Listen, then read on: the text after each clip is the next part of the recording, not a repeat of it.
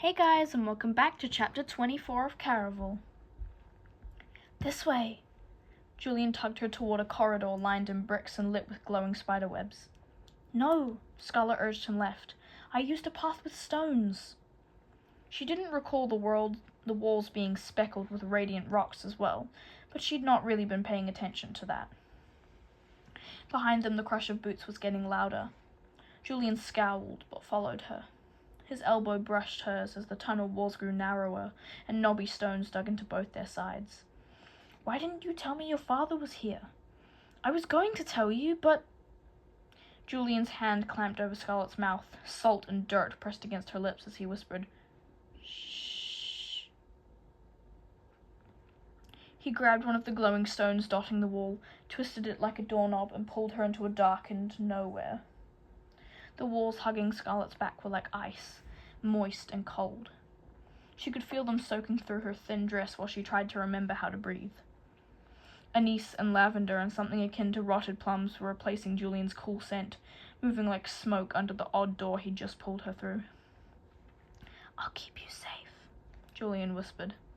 His body pressed close to hers, as if to shield her, while boot steps landed hard just outside their hiding spot, which seemed to be growing smaller. The frigid walls were digging into Scarlet, pushing her closer and closer to Julian. Her elbow hit his chest, forcing her to twine her arms around his waist as his taut body molded against hers. Scarlet's heart raced irregularly. The coarse stubble of Julian's jaw grazed her cheek as his hands wove low around her hips. Through the insubstantial fabric of her dress, she could feel every curve of his fingers. If her father opened the door and discovered her like this, she would be dead. Scarlet tried to push away, her breath coming out quick and fast. The ceiling now seemed to be sinking too, moving closer, dripping cold onto the top of her head. "I think this room is trying to kill us," Scarlet said. Outside, she heard her father's steps retreat, until the sound of them faded to nothing. She would have liked to stay hidden another minute or more, but her lungs were being squashed, sandwiched between Julian and the freezing wall. "Open the door!" "I'm trying," Julian grunted. Scarlet sucked in a gasp. Her flimsy gown rose up above her knees as Julian's knuckles roamed over her backside, his palms searching for their exit. "I can't find it," he ground out. "I think it's on your side." "I can't feel anything. Except for you." Her fingers brushed places she knew she shouldn't have been touching, while her hands tried to explore the wall, but the harder she fought, the more the room seemed to push back.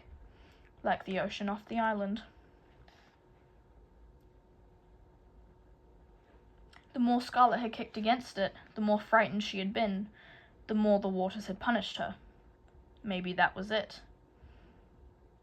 Julian said the tunnels heightened fear, but maybe they fed off of it as well. "The room is connected to our emotions," Scarlet said. "I think we need to relax." Julian made a strangled sound. "That's not easy at the moment."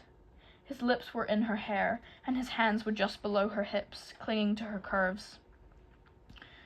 "Oh," Scarlet said. Her pulse kicked up again, and as it did, she could feel Julian's heat rushing against her chest.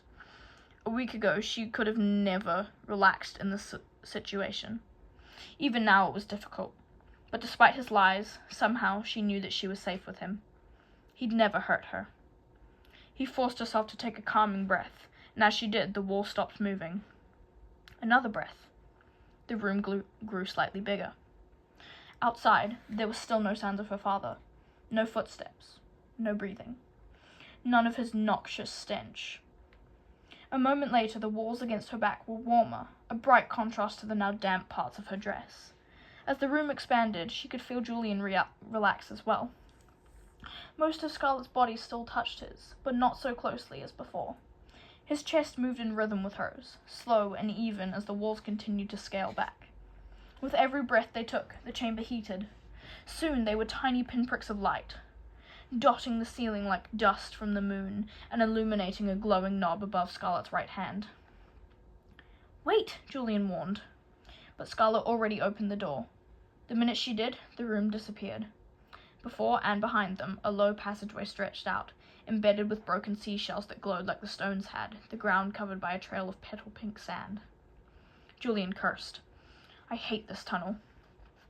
At least we lost my father, she said. No footsteps sounded in any direction. All Scarlet could hear were crisp ocean waves colliding in the distance. Trista didn't have pink beaches, but the echoing push and pull of water reminded her of home, along with something else. How did you know I could get you into the game? Scarlet asked. I didn't receive my tickets until after you arrived on Trista. Julian kicked up more sand with his boots as he walked a little faster. Don't you think it's strange you don't even know the name of the man you're marrying? You're changing the subject, Scarlet said. No, this is part of your answer. All right. She lowered her voice. She still didn't detect any other footsteps, but she wanted to be safe. It's a secret because my father's controlling. Julian toyed with the chain of his pocket watch. What if there was more to it? What are you getting at?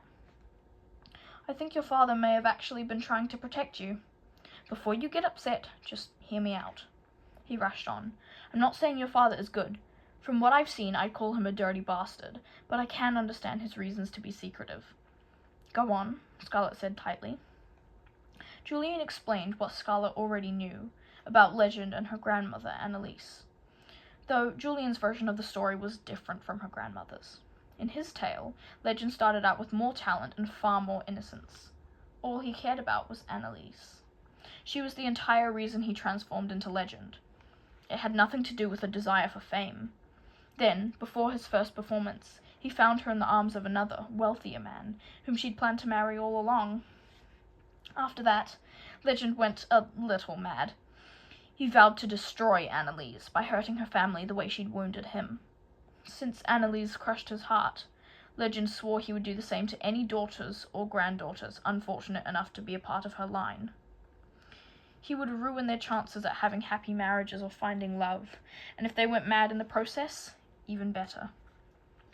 Julian tried to say the last part as if he weren't altogether serious, but Scarlet could still clearly remember her dream. Scarlet didn't just make women fall in love. He drove them mad with it, and she had no doubts he was doing the same thing to Teller right now. So, when my friends and I learned of your engagement, Julian went on, we knew it was only a matter of time before Legend invited you to Caraval so he could break it off. Again, he made it sound so much less harmful than it was. But Scarlet's engagement was her entire future. Without this marriage, she'd be doomed to a life on Trista with her father. As the sandy path grew steeper, she struggled to walk up it, thinking back to the foolish letters she'd sent.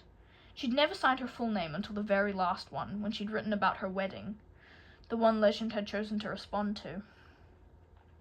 Scarlet could see Julian's story making sense, but she wondered how a simple sailor would know all this. She narrowed her eyes at the dark-haired boy beside her, and asked the question that had visited her thoughts on more than one occasion. Who are you, really?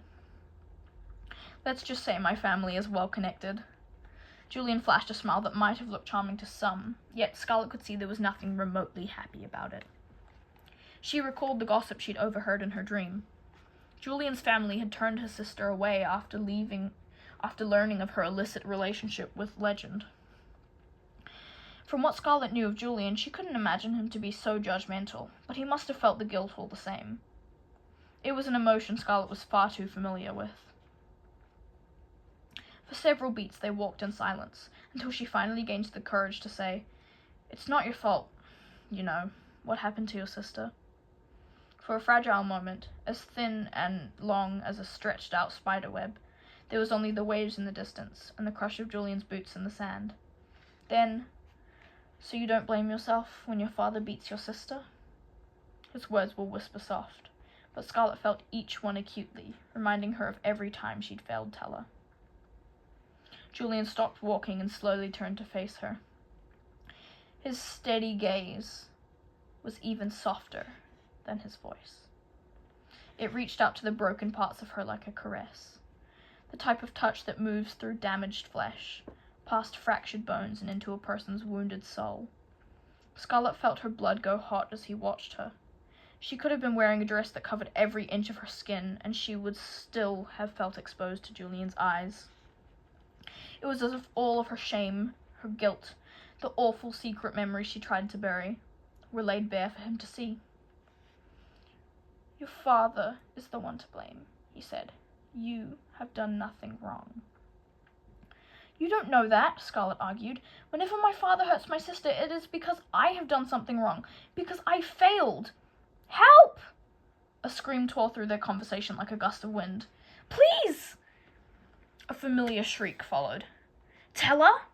Scarlet started running, kicking up a flurry of pink sand. Don't! Julian warned. That is not your sister. But Scarlet ignored him. She knew her sister's voice. It sounded only a few feet away. She could feel it vibrating. Louder and louder, it echoed off the sandstone walls until... Stop! Julian's arm snaked around Scarlet's waist, pulling her back as the sandy path abruptly ended. A few unfortunate grains skittered over the edge, falling into foamy blue and green waters, churning more than 50 feet below. All the air rushed up from Scarlet's lungs. Julian's cheeks were flushed with color, hands shaking as he continued to steady her. Are you all... But the end of his words was sliced off by evil laughter, a sour sound of nightmares and other foul things. It poured out of the walls as pieces of it twisted into tiny mouths. It was another trick of the maddening tunnels. Crimson, we should keep moving. Julian gently touched the edge of her hip, guiding her back to a safer path, while the tunnels continued cackling, a warped version of her sister's precious laugh. For a moment, Scarlet had felt so close to finding Tella. But what if she was already too late to save her sister? What if Tella had fallen so madly in love with Legend, given herself to him so completely, that once the game ended, she would want her life to end as well? Tella loved danger the same way candle wicks loved to burn. It never seemed to scare her that some of the things she lusted for might consume her like a flame. As a girl, Scarlet had always been drawn to the idea of Legend's magic. But Tella always wanted to hear about the master of Caraval's darker side. A part of Scarlet couldn't deny there was something seductive about winning the heart of someone who'd vowed to never love again. But Legend wasn't just jaded. He was demented, adept at making people fall not only in love, but also into madness. Who knew what sort of twisted things he was leading Tella to believe? If Julian hadn't stopped Scarlet just now, she might have run straight off that cliff and crashed to her death before she even realized her mistake. And Tella leaped forward without thinking far more often than Scarlet. Tella had only been 12 the first time she'd tried to run off with a boy. Thankfully, Scarlet had found her before their father noticed her absence, but ever since then, Scarlet had feared that one day her sister would run into trouble that Scarlet could not rescue her from. Why couldn't it be enough for him to ruin Scarlet's engagement? We'll find her, Julian said. What happened to Rosa won't happen to your sister. Scarlet wanted to believe him. After everything that had just occurred, she ached to break down and fold into him, to trust him again like before. But the words he meant as reassuring forced to the surface a question she'd been too afraid to think about since he had made his earlier confession as to why he was there.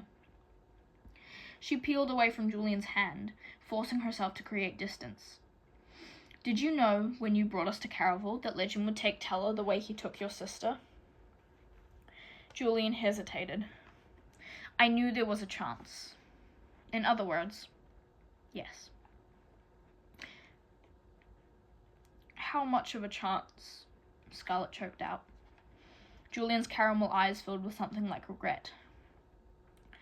I never said I was a good person, Crimson. I don't believe that. Scarlet's thoughts raced back to Nigel, the fortune teller, how he told her a person's future could shift based on what he wanted most. I believe you could be good if you wanted to be. You only believe that because you're so good.